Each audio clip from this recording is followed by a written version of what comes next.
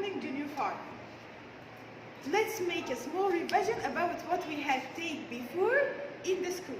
Our first lesson was called light.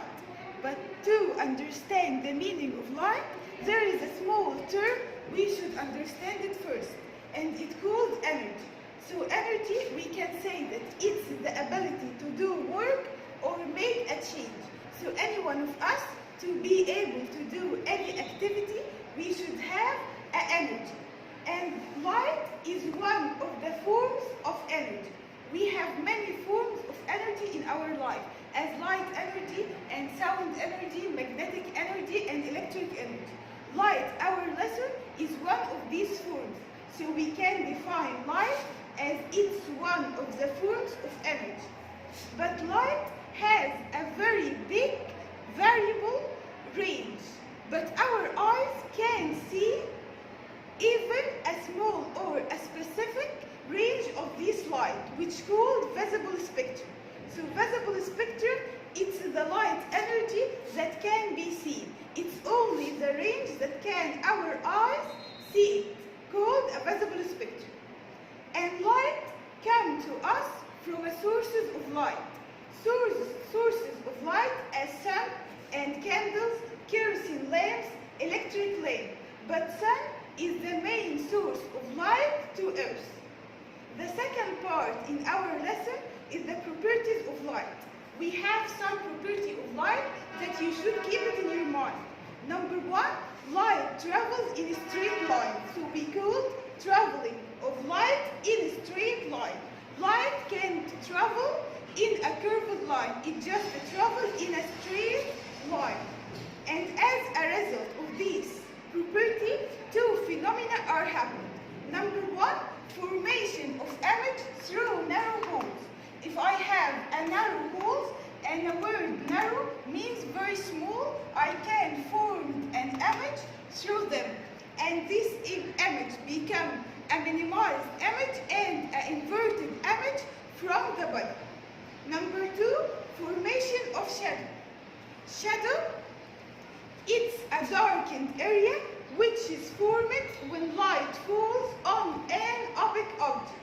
When light falls on an opaque object like my hand, it can't change or it can't curve its light. So light can't reach the area behind this object. So it becomes dark, and this area called shadow.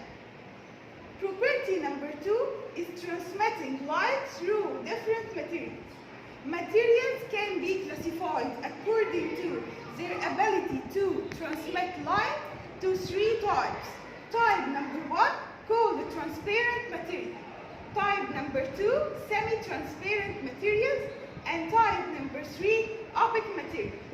The transparent materials, they are the materials that allow most light to pass through them. And as the most light passing through them, object can be seen clearly behind them, as the air and clear glass, clear water, and transparent plastic. Number two, or type number two, is semi-transparent, or we can say or call them translucent material. And they are the materials that allow just some of light to pass through them. And as a result of passing some of light, the object can be seen through them, but less clearly, as the tissue paper and a type of glass called frosted glass. Type number three is opaque material, and they are the material that don't allow light to pass through them. So the objects can't be seen behind these opaque material, as the rocks and wood, carton, and aluminum foil, and many examples others. Number three, or property number three, is light reflection. Light reflection, it is the bonusing of light ray when it falls on a reflecting surface. The word bonusing means returning back, and a reflecting surface is an example of a mirror. So the mirrors called in science a reflecting surface, and any reflecting surface as a mirror are shiny and smooth.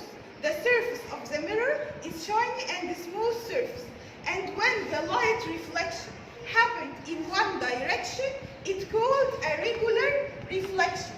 So regular reflection is the reflection of light when it falls on a smooth and shiny surface, which are mirrors in one direction. So to be a regular reflection, it should happen but in one direction. Property number 4, called light refraction. And light reflection is a change in the direction of light ray when it passes between two transparent media. The two transparent media as air and water. When the light travels between two transparent media, it changes its speed. And according to changing the speed, the direction of light ray, it changes. So we can see the object as broken, or they seem broken, as we put a pen in a cup of water. When you look at the pen seems to you as it's a broken pen because the light refraction property. The last property is light separation. Light separation is the splitting of white light into 7 spectrum colors. The white light that we have seen consists of 7 spectrum colors. I can see these 7 spectrum colors when I separate the light. And light can be separated by using a tool called the glass prism. And the spectrum colors, they are red, orange, yellow, green, blue, indigo, violet. And you should keep it in your mind in the same arrange. We can see the spectrum colors in the sky as a phenomenon called rainbow.